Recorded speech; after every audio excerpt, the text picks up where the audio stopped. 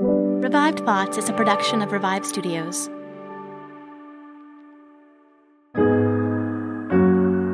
This is Troy and Joel, and you're listening to Revived Thoughts.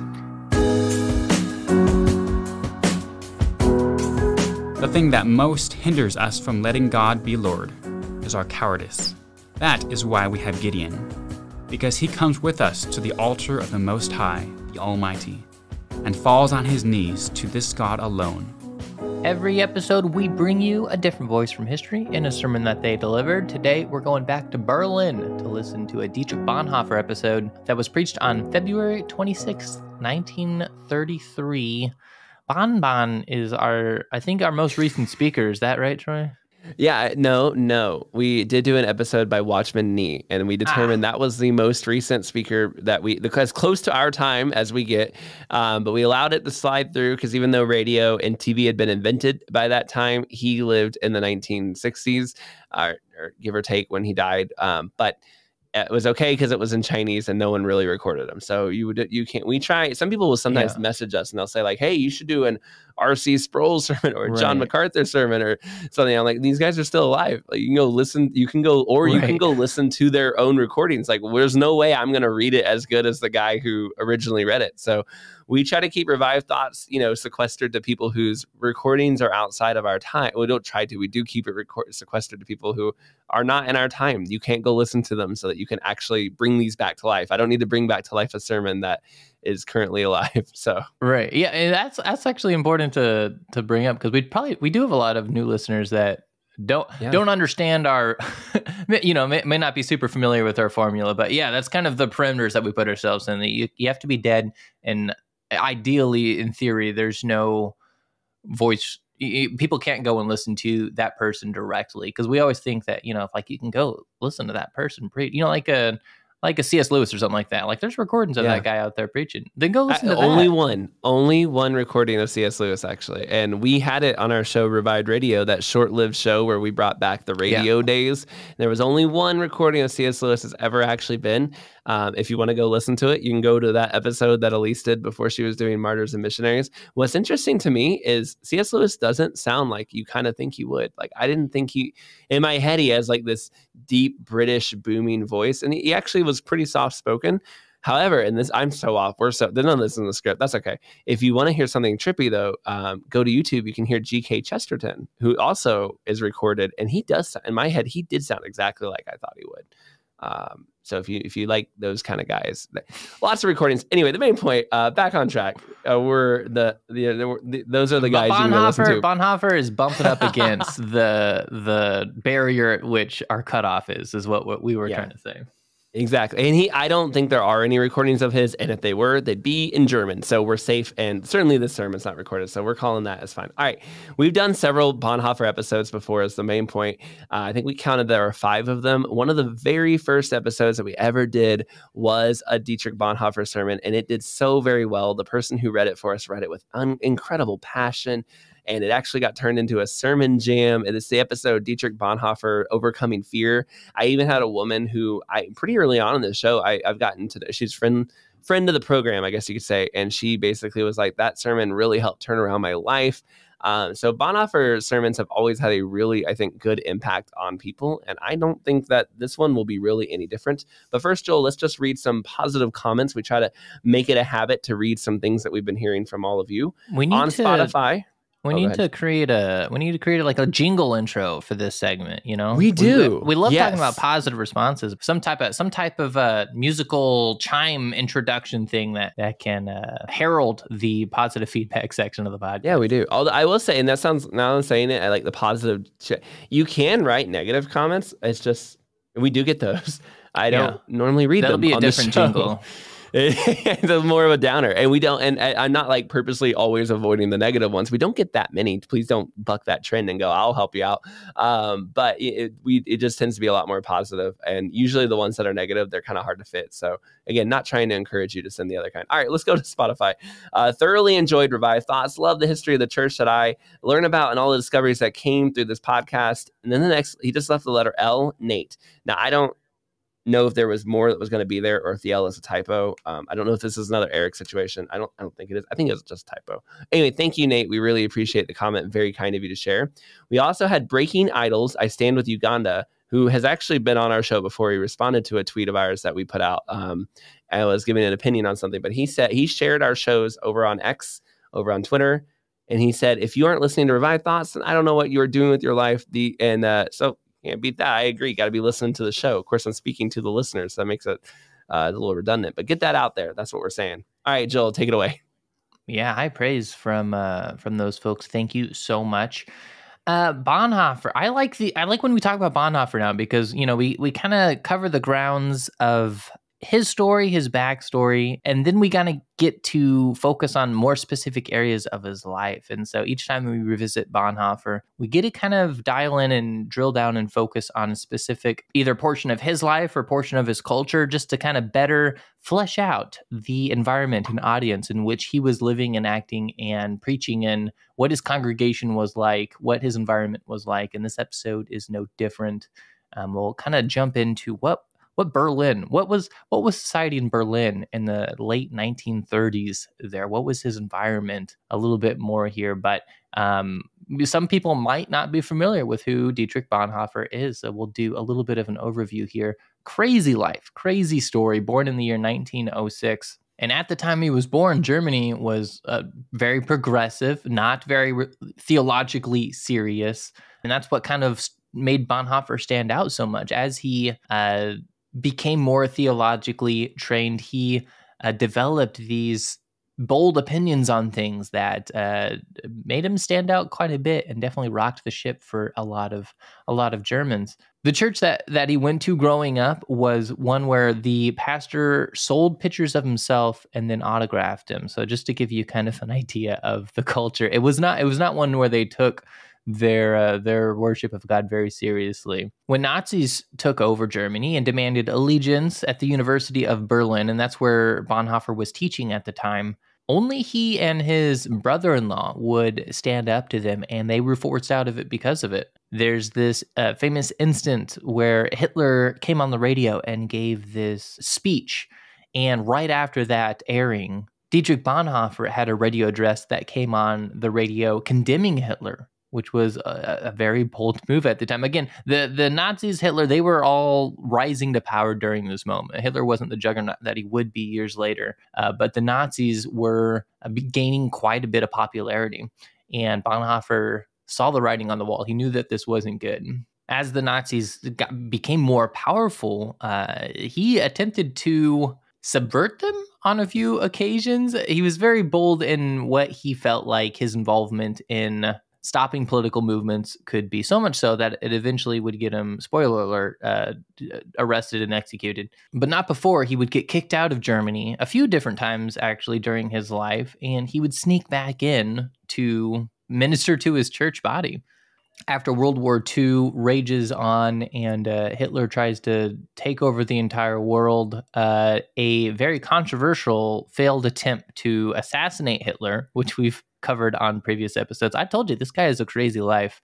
Again, eventually leads him in prison. And we did an episode called Marriage Sermon that Bonhoeffer did, which was a sermon that he wrote while in prison for a couple that he knew that was getting married. So, I mean, even what a great testimony of character where you're probably getting executed, but you want to write a sermon like praising the union of marriage and congratulating these two. It's a neat look at what must have been going on in Bonhoeffer's mind. The sad reality of his death is that he was executed just 3 weeks before Germany was liberated and the war ended. So just a few more weeks and he would have been set free, but he met his end there right at the end of the World War II in 1945. Now, Bonhoeffer lived an incredible life, and even today his books Cost of Discipleship and Living Together are very influential. Joel, didn't you read one of these recently? Was it I read Cost of Discipleship, yeah. Well, yeah, so people are reading it today, and actually the speaker for this episode, whose name is also Joel, not the same Joel, told me that he had either just read Cost of Discipleship or was reading it as well. So look at that. It's good. It's very dense. It's definitely one you need to have a notebook like side by side. and you need to, at least how I work, you got small portions. I'm talking like 5 pages at a time, and then you got to think about it for a while. But I thought it was good. Yeah. And some people will give him a hard time. They'll say, hey, there are things in cost of these books that I don't like. I don't think they're pure doctrine. And I think there's probably some truth to that. I look at the culture that he is in and look at look at what he was up against, and I go, man, I give a lot of grace for somebody who's standing for Christ so firmly in a culture like that. Now, we talked about, we're talking about how it looked for him after the Nazis took over. However, this sermon that he's preaching comes in the year 1933. It actually it's the first sermon he makes after Hitler has taken over as the chancellor.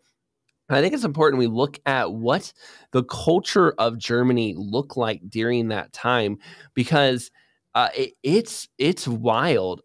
We've talked in the past about what the news of the day was. I literally read like a bunch of newspaper headlines from like the week before that Bonhoeffer did a sermon one time, and the number of things that were going on were wild. Another one of our other episodes, we also talked about what it was like to go through the Great Depression in Germany. But this episode, I wanted to look more at the actual culture. Like, what was it like if you were living in Berlin? Sure, you're out of money and headlines are scaring you, but what else are you seeing? And part of the reason I wanted to do this is because over the summer, Elise and I were in Kansas City. There's an art museum there, the Kaufman, I think it is, right, Joel? And it's free. You can go in. Nelson. Why do I think Kaufman's something else there? Anyway.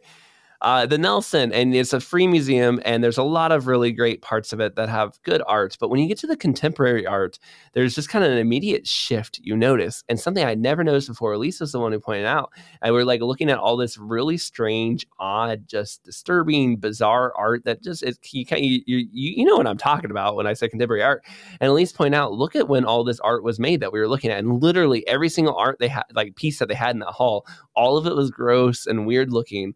And all of it was made in like between 1920 and 1935 in Germany. And it was like, oh, like that's kind of weird that's this is telling you something about their culture when all their art is that kind of stuff that you think of when you think of modern art. And it makes sense. This is coming right after World War I. It devastated Europe. It devastated Germany. And the Germans are just kind of reacting to that. Their culture, their art is becoming bizarre because they're kind of leaving their moral foundations. And yet at the same time, when you looked at the weird art, you couldn't help but kind of notice that's the same stuff we make today. Like that is not all that different than the kind of art you would see in museums hanging today. And so with that kind of thought, since that notion from the summer when we were in the States and we were looking at that weird art of what was going on in Germany, it made me really think about like, what was it like if you're walking down the streets in Berlin? Let's say you're walking to church on Sunday. What is the average Berliner's life at that time? Because I think it helps give us some perspective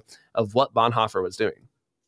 First, crime was high. It was a lot of crime, a lot of prostitution in the area. And that was true since the end of World War I, right? A lot of women turned to that as a way to support themselves.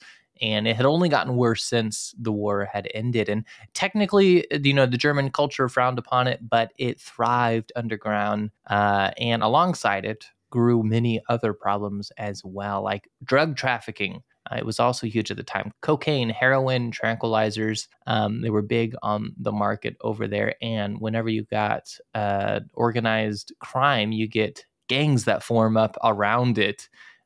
Police reports of the time document at least 62 different violent gangs that were within the Berlin city, warring over territory pretty constantly. So think their version of the mob. And they wore certain rings to identify them as, allegiance with certain gangs and stuff. And so they were given the name, what translates into English, ring brothers. So just like we would call, say like mobsters or mafia, or, I don't know if that's a direct one-to-one comparison, but everyone there was aware of the ring brothers and what was going on there. And it was difficult to do anything about it. You couldn't put them in jail because, again, they were so ingrained. They could intimidate witnesses. They could provide alibis. They could pay off officials. And so organized crime was pretty rampant there. And part of the reason that the Nazis rose to power was with the promise of eradicating the crime problem that was in Berlin and restore order. But despite all of the power that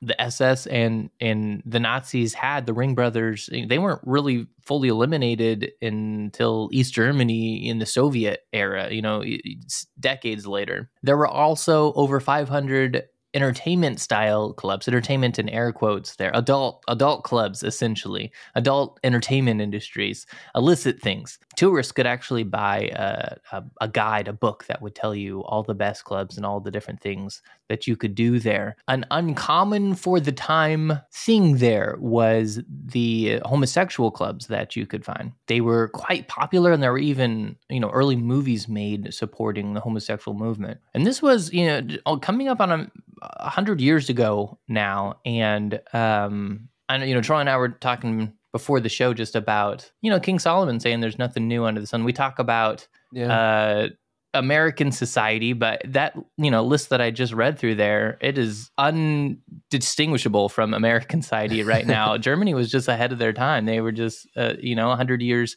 before it all, but it's all been a part of human nature and how the adversary manipulates people. And even more so, Troy, we'll get into just the way through art and society and culture and nature, how it seems like Satan will misdirect us and cause us to worship other things that aren't God. Yeah, even, and this is something I found out a little bit after our notes that we were doing through, even because people will say, okay, there's the LGBT movement in America, and even the transgender stuff was also popular. Of those 500 clubs where you could do whatever you wanted, there were at least 5 known clubs dedicated to the T side of that wing. So, I mean, when we say that they were, a very similar place that we are today, they really were. Now, another aspect of Germany at the time was science. Albert Einstein, after all, famous from this era, right? However, lurking beneath the love of physics and physicists was the idea that science was going to replace religion and that philosophy would kind of help it along. These can be seen really especially in 2 different places that science was important to society. The first was the philosophical circles were really promoting an early version of deconstructionism.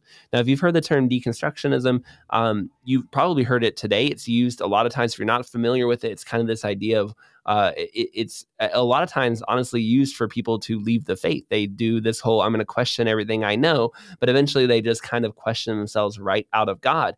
Well, if you're wondering where that came from, the term deconstructionism, this idea of tearing everything down until you get to the basement level, basically, until there's really nothing left, comes from this part of Germany. Germany created it. And I didn't actually know that was the direct, like where the word and the idea came from, but it was. And just as people are using it today to walk out of the faith, they were using it back then to question everything and tear the world kind of apart as well. Also, if you've ever heard of critical race theory, well, critical theory also comes from the same time period of Germany. The philosophical roots of that idea of criticizing and just, cutting everything down around you, again, stems from the same era. So this is the philosophical side where people are just digging apart their culture. And if I can give them a little bit of grace, I mean, they had just lived through World War I, and Germany lost that war, and it was a really hard, terrible war. People had survived, poisonous gases, bombings, all kinds of horrific stuff. I can understand, especially if you did not have a strong faith in God, how after all of that was over, you were probably questioning everything. You went into that war believing you would be, winning the war, and you might even be building a great Christian kingdom on earth. And all your professors and teachers were saying, get out there and win the war. And 4 years later, you saw several people die. You lived in horrible trenches. You maybe came back with injuries. You probably were questioning everything you ever knew. And the people who grew up under that, I can see why those ideas would have been popular. What's more surprising to me is that, society seems to be re-embracing those ideas. That's pretty dangerous. The second philosophical and scientific thing that kind of shows you how big a deal science was social Darwinism. We've talked about eugenics on this show. If you've never listened to the interview I got to do with Joel Berry, the head editor at the Babylon Bee, where he talks about his own history dive he did on eugenics movement, I really recommend you do. It's very, very good. And it's one of the most powerful sides of history, and how Christians stood up to what was going on in eugenics is just one of the most powerful things you can use to. People ever tell you, Christianity's bad, it's never done anything good for the world, and people will say that today. You point them to that episode and go, yeah, I don't think so. But the idea that man was of different races and that some races were higher than others, and specifically the idea that the German race was higher than others, this was firmly entrenched in their worldview because of their belief in science. People like Nietzsche had even said in their own words that, and I'm kind of almost directly quoting him here, that Christians had ruined society. And by not letting the undesirables, the lesser races, the poor people, the handicapped die off, and keeping them alive, taking care of the poor, loving on them, that Christians basically were causing a stain and a strain on the race. They were ruining society for the rest of everyone else because the society couldn't evolve into a more perfect form while those no good Christians were taking care of the poor. And it's just like, wow, it is amazing. Just amazing how much they hated us for that. But also that kind of thinking was ingrained into the society of Germany at that point. They looked up to Nietzsche. Nietzsche was an earlier person who told them everything was falling apart. And so when Germany kind of embraced this idea that the world's falling apart, we might as well have a good time while we're going down, Nietzsche became one of their heroes. And lastly, another aspect of their society that just shows how ingrained the scientific worldview had replaced all religion and faith in God was psychology. Under Freud, he became, his movement took over at this time. He became very powerful. Freud himself has said that church and religion were useful for a time, but they need to be replaced with schooling and basically therapy and psychology. All of that religion stuff had served its purpose in his mind, but psychology could take it from there. These are kind of the scientific worldview things that have landed on Germany at this time in around the year 1933 of Germany. Yeah, and I can't help but think that, I'm sure there's a myriad of variables that go into what created the Nazis and Hitler, but it's hard to look at this society and go, wow, is Hitler what happens when a government is born out of a society like this? Is that the natural progression, the outcome that comes from all this? Again, I'm sure there's some anthropologists that would have more thoughts on it, but you can't help but wonder, kind of make that correlation there.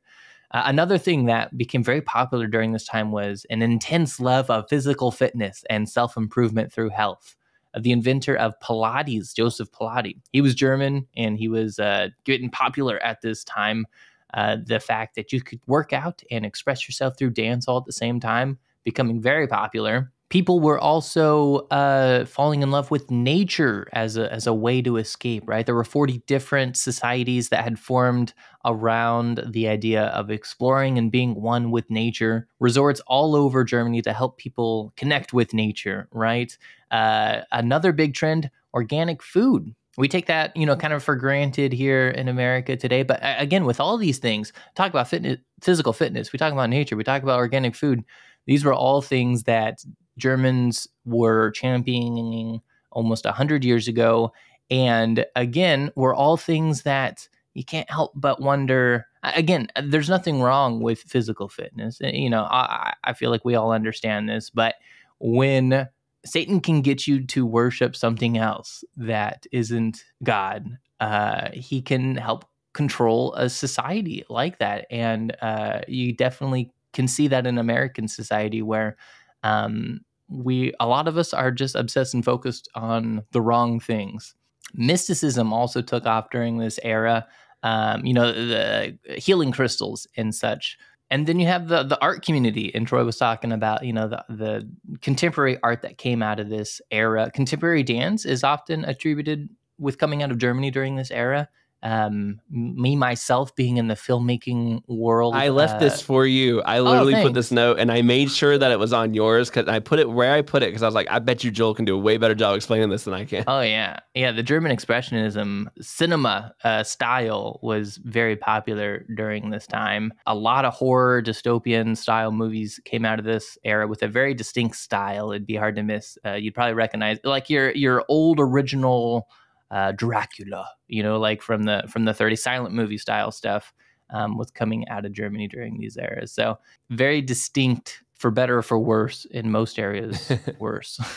Yeah, and also, and I didn't mention it, I didn't know how, but a lot of really inappropriate pornographic films, like the beginnings of a pornography industry were also being imagined. They weren't doing alone, and it is important to say, like, America and some of the other countries in the world at the time were doing some of these things, but Germany was really, I think you could say, doing it on like a whole other level and doing it all of these things all together.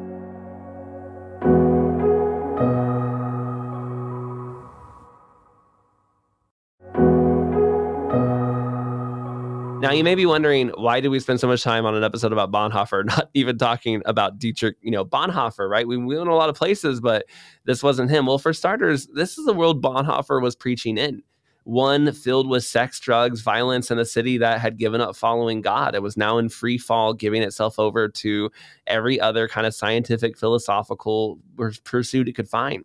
Many people have critiqued Bonhoeffer. I said this earlier, where they kind of say, he wasn't as good a theologian as we might like. And look, there is probably some truth to that. But given the context, look at where he was, look at what he was up against, and you can see how difficult it would be.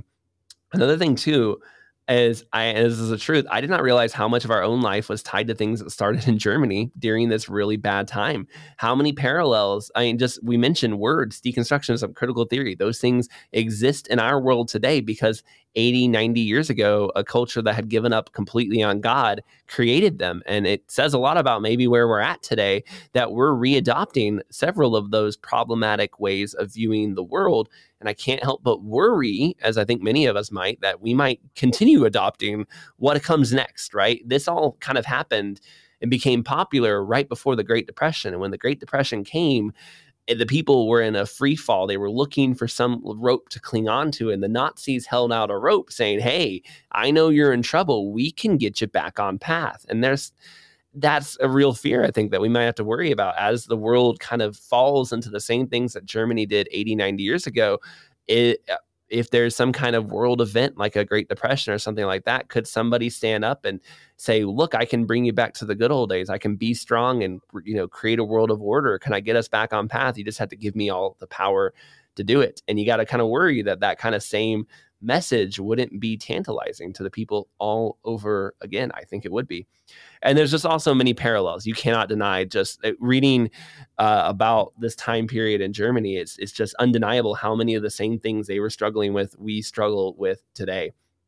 It was within this world that the Nazis would rise to power. It's within this world that they would control by promising to solve the inflation and Great Depression that was during their time, by promising to put an end to the immorality and drugs and crime that had taken over the culture, by promising to restore them back into being something, but they never promised to restore them back to God. They had always planned, the Nazis had always planned to use the church as just one part of it, but they were also in the process of creating their own mythos as well, and a renewed vision of the world. Bonhoeffer saw through this. Bonhoeffer might have been tempted. I'll be honest. I think any of us could be tempted to go, man, these guys are going to clean up the streets and make things better. This is really good. We need that. But Bonhoeffer didn't go in with the Nazis on this. He didn't see this as a return. He saw what their vision for the world was. He saw that Nazism was rooted in an even worse world than the one that he was already in. He saw the consequences of Hitler's rise to power. And even though he may have promised and sounded good on, paper, he saw that what was going to come from that was something even worse than what they were already seeing. Bonhoeffer stood strong when so many other in the church at the time caved and gave in. And now you can listen to this first sermon of his, the very first sermon he gave after Hitler came to power. And you can see that in this sermon, he's rejecting what's coming.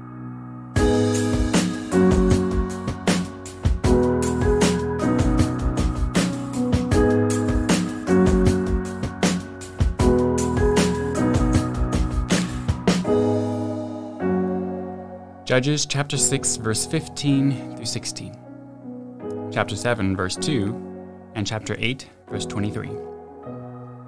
Gideon responded to the Lord, "But sir, how can I deliver Israel? My clan is the weakest in Manasseh, and I am the least in my family." The Lord said to him, "But I will be with you, and you will strike down the Midianites, every one of them." The Lord said to Gideon, "The troops with you are too many for me to give the Midianites into their hand. Israel would only take the credit away from me, saying, 'I have delivered myself.'" Gideon said to them, I will not rule over you, and my son will not rule over you. The Lord will rule over you. This is a passionate story about God's derision for all those who are fearful and have little faith, all those who are far too careful, the worriers, all those who want to be somebody in the eyes of God but are not.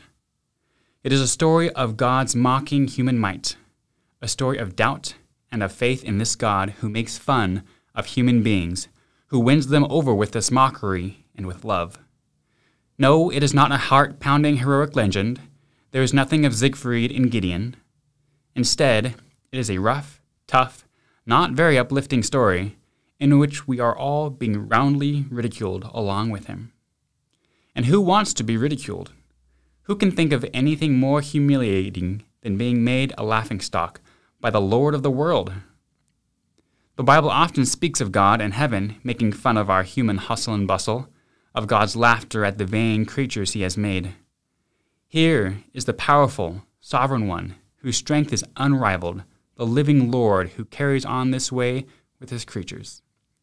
For him, who has all power in his hands, who speaks a word and it is done, who breathes out his spirit and the world lives, or takes it away and the world perishes, who dashes entire nations to pieces like potter's vessels. For this God, human beings are not heroes, not heroic, but rather creatures who are meant to do his will and obey him.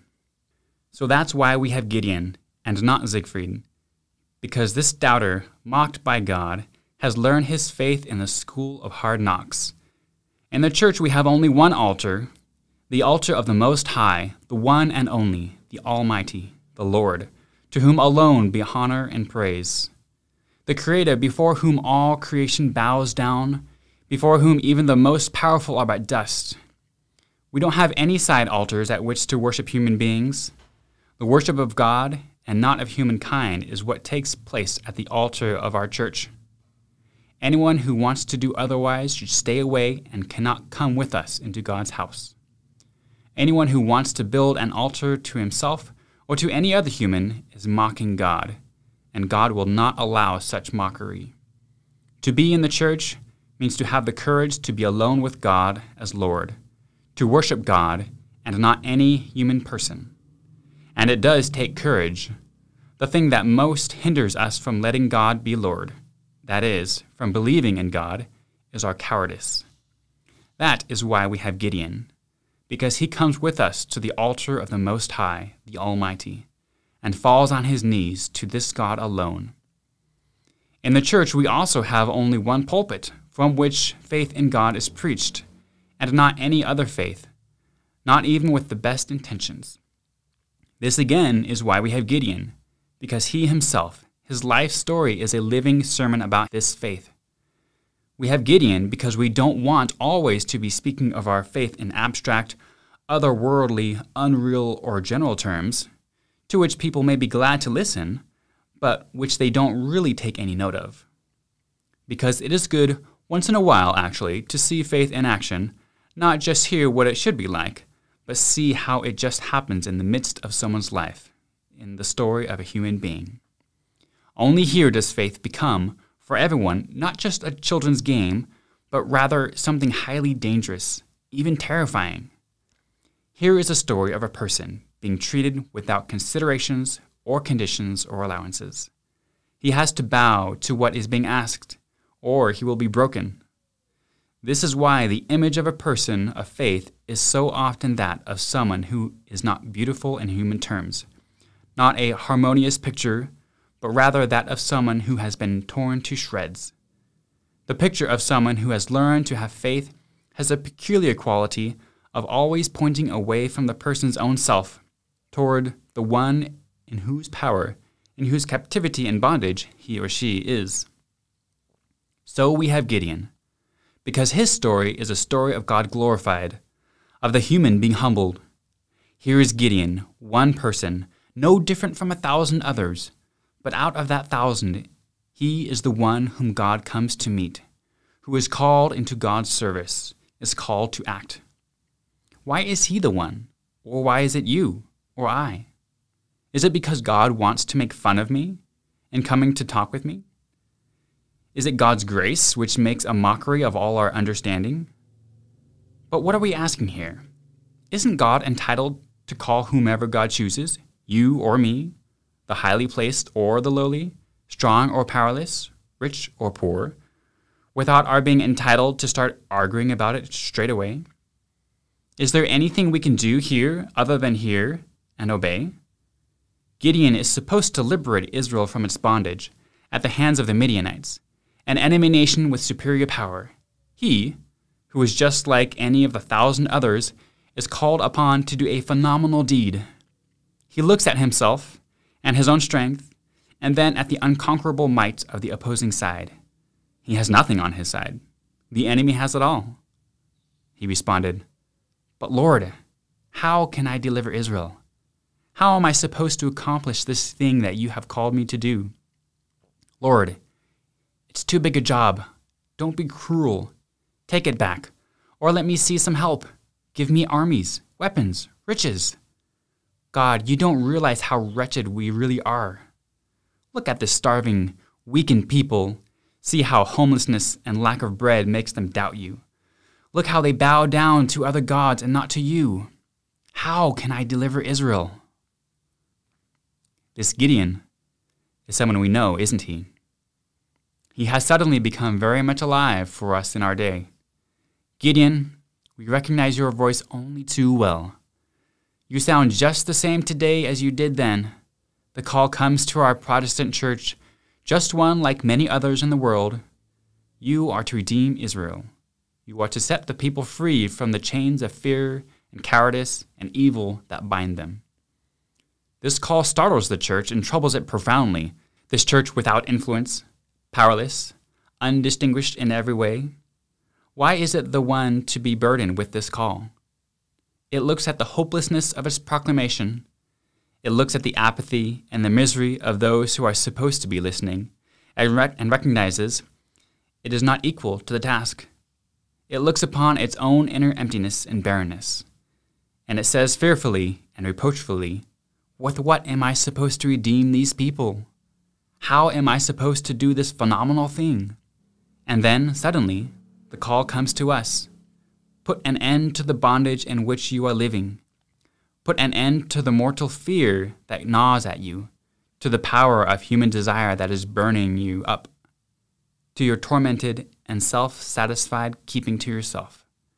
Put an end to your fear of other people and your vanity. Set yourself free. Who would be willing to say that he or she has never heard this call and has never answered, as Gideon did? "Lord, with what am I supposed to do such great things?" But then Gideon is silenced. Today, as just as in those days, he's told to shut up. You're asking, with what? Haven't you realized what it means that this is God talking to you? Isn't the call of God enough for you? If you listen properly, doesn't it drown out all your "with what" questions? I will be with you. That means you are not asked to do this with any other help. It is I who have called you. I will be with you. I will be doing it too. Do you hear that, Gideon of yesterday and today? God has called you, and that is enough. Do you hear that, individual doubting Christian, asking and doubting yourself? Oh, Christian, God has plans for you, and that does mean you. Be ready and see to it. Never forget, even when your own powerlessness is grinding you down to the ground, that God has phenomenal, immeasurable, great plans for you. He says, I will be with you. What does Gideon do? He goes out and has the trumpets blown, calls up an army from all the tribes, gathers around him whatever fighting forces he can find. Compared to the superior forces of the enemy, it is still only a small army, and Gideon hesitates to go into battle. Then, just as he is pitching his tents opposite those of the enemy, there comes God again, blocking his path. Gideon, what have you done? Gideon, where is your faith? Look at this army of yours. Why, isn't it just too big? Gideon, it was fear and doubt that made you call up this army. The troops with you are too many for me. I'm not going to give you the victory this way. Then you would only take the credit for yourselves and say, we have delivered ourselves. We have gained the victory. But I will have none of it. Fall down before your God and let God be your Lord. Know that only God can save you. This is God's promise, and the word of God is more powerful than all the armies in the world. Here, the crucial question has been put. Gideon, do you seriously believe in God your Lord, even here, face to face with this terrifyingly dangerous enemy? Then, Gideon, send your massive army home. You don't need it. God is with you. The victory belongs to God and not to your army. What a phenomenal thing to ask. What a confusing encounter with the living God.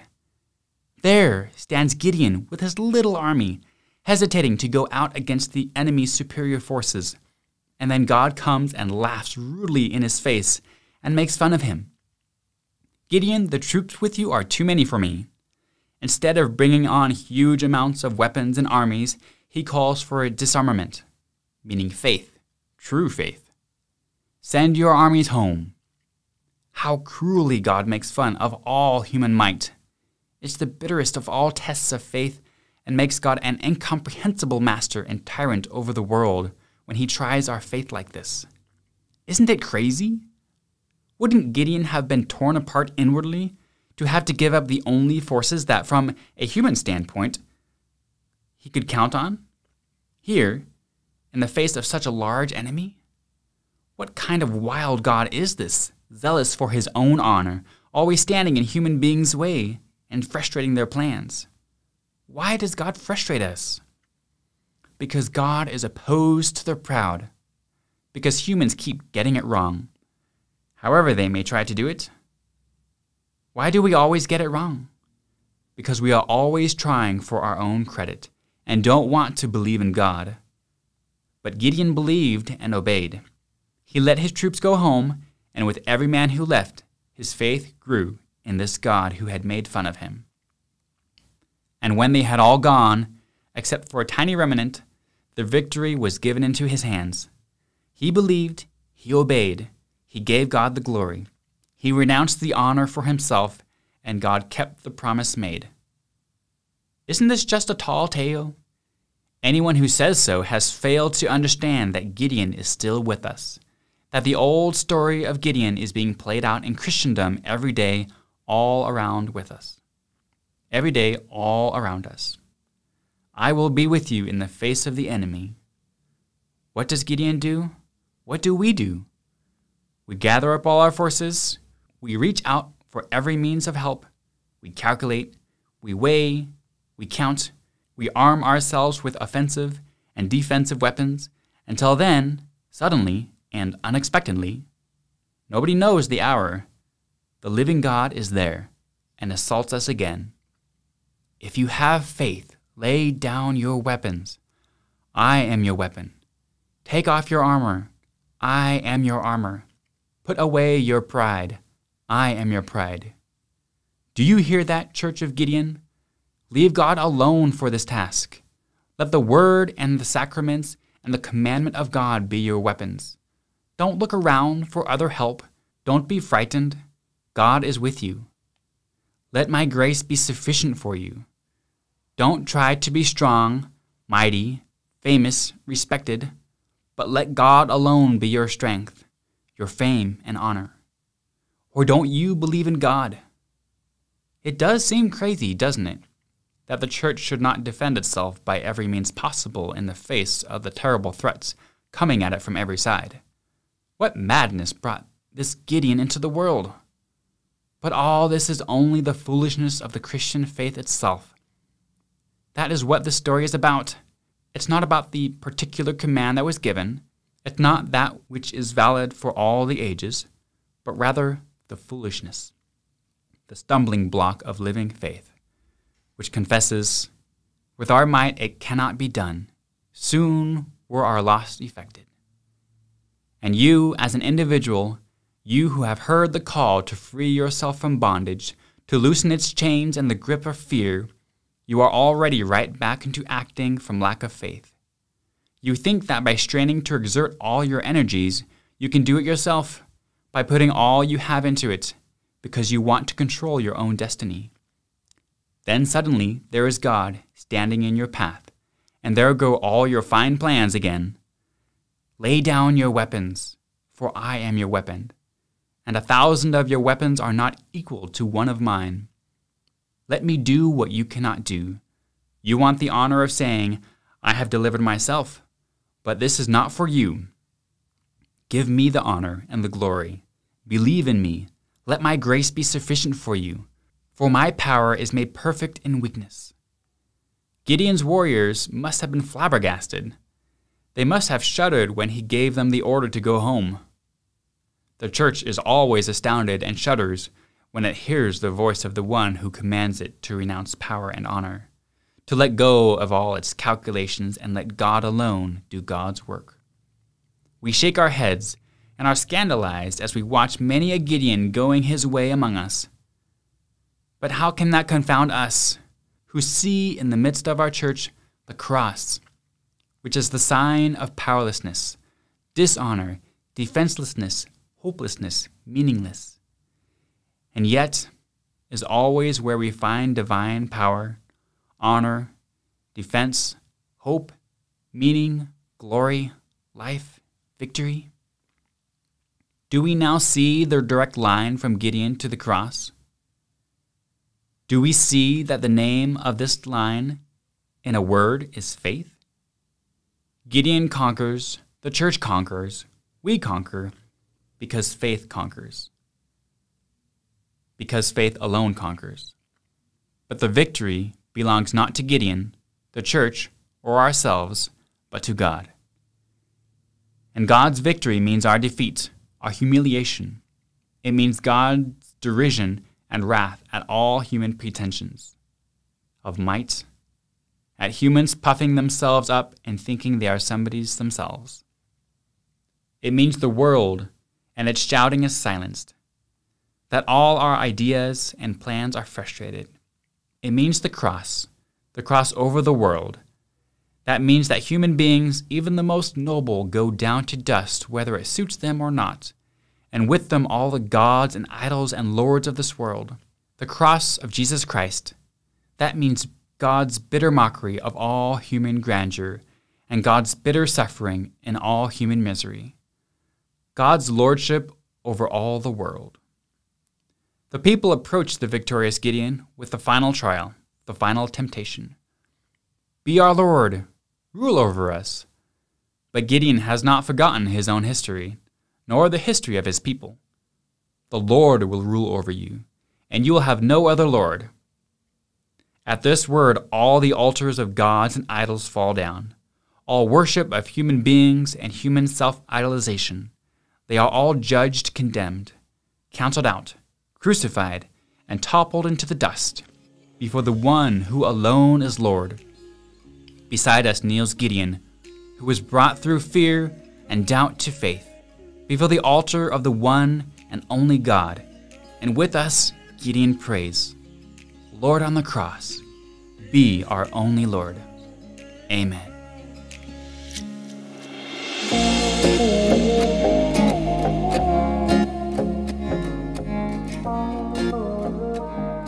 An important piece of context for this sermon that we actually hadn't mentioned, and I learned this from researching this sermon, was that at the time in Germany, there was this mythos idea that the Nazis were trying to create. They were trying to create like their own mythology of a man named Siegfried. He was an unconquerable Germanic hero from an era before. And the Nazi propaganda everywhere in the Nazi propaganda was basically like, we're going to get our students, our kids, our people to be Siegfrieds again. We're going to make Siegfried a thing, this young hero of the German people, this kind of King Arthur-like legendary figure is going to take over, and the Nazis are going to bring you Siegfrieds again.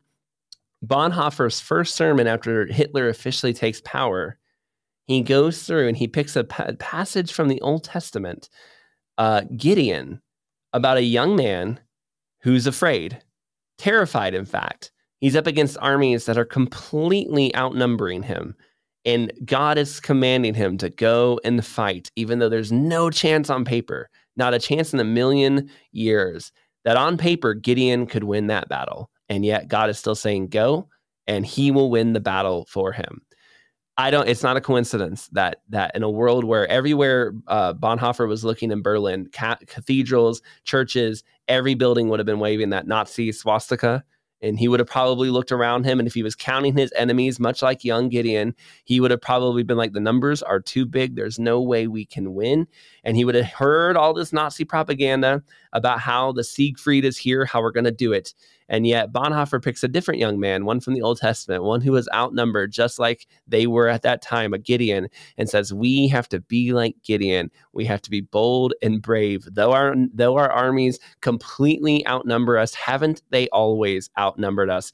And then very powerfully, and this isn't included in the sermon, he ended it on the hymn. The service would have ended on the hymn, Martin Luther's hymn, "A Mighty Fortress is Our God." And as a German people, they would have known the significance of that. Martin Luther himself was once a German who was up against the entire world, who was completely outnumbered. There's no way he could have won that battle, yet trusting in God, he won. I think that as much as I wish I could, I don't think we can just truly capture how powerful that message Bonhoeffer sent to his congregation after Hitler came to power was. I don't think you can really replicate what he was saying. He was saying, we're outnumbered, we can't win, but we're going to try anyway. And remember the last time we German Christians were outnumbered, Martin Luther, well, he did it too. And guess what? The whole world changed. We're going to try it again.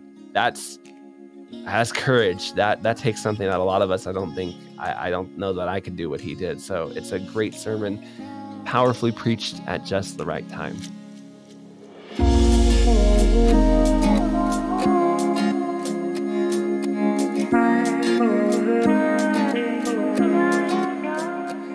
This sermon was read by a friend of mine, Joel Lonbeck. He was able to read this. He's a friend in the community. We had his family over. It was a great time. I'm really appreciative of him reading this sermon for us. And he's just a wonderful guy, has a great heart for God. And so we're really grateful that he was able to help bring this sermon back to life for us. So thank you so much, Joel, for reading this one for us. If you are listening to this episode of Revived Thoughts and you're enjoying what you hear, you've learned some maybe new things and hopefully walked away from the sermon feeling a little bit more encouraged, we encourage you, please share this episode with from friends. Tell some people about what you learned here today. Maybe share it with somebody who needs a little hope, needs a little encouragement. Maybe they're looking at the situation in the world today and they're a little bit worried. Send this sermon to them and say, hey, be bold, be courageous. This is not the first time we felt some struggles. We as Christians can see it through, but share it around, tell others about what we're doing here at Revived Thoughts so that more people can learn about the history and what God has been doing for the last 2,000 years throughout his church. This is Troy and Joel, and this is Revived Thoughts.